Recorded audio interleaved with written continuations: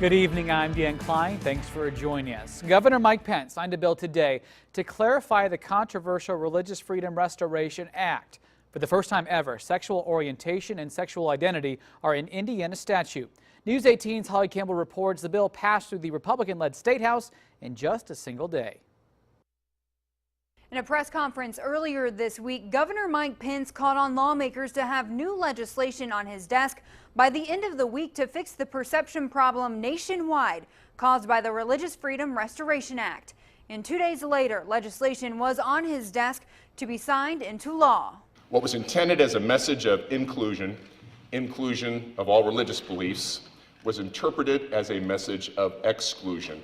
Thursday morning, Republican leaders flanked by business and civil leaders presented new legislation that would clearly state that under the Religious Freedom Restoration Act, businesses will not have the right to deny services to anyone based on sexual orientation or sexual identity. To let every Hoosier know that we value you, gay, straight, black, white, religious, non-religious. We value each and every Hoosier. That bill was taken into a conference committee for discussion with Democratic leaders who stood by their stance to repeal the law and add sexual orientation into the Indiana Civil Rights Act. Repeal, open debate, discussion, passage, healing, the way things ought to be. Later in the afternoon, the bill was discussed by both the House and the Senate. In the House, some people testified the proposed amendment was not good enough. We're putting a small Band-Aid on a gaping wound.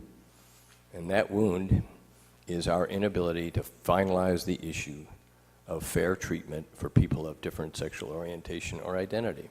Ultimately, it was passed in both the House and the Senate. Governor Mike Pence released this statement after signing it into law. I believe resolving this controversy and making clear that every person feels welcome and respected in our state is best for Indiana.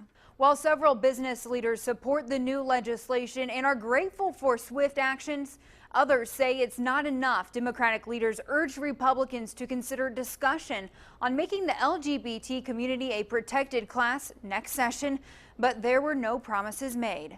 Holly Campbell, News 18.